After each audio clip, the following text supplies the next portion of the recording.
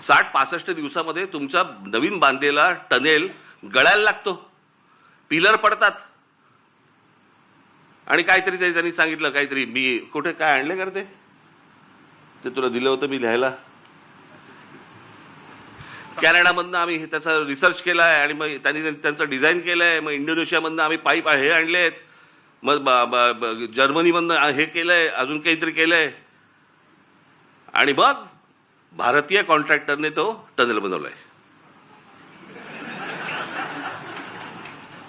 त्यांनाच द्यायचं होतं ना.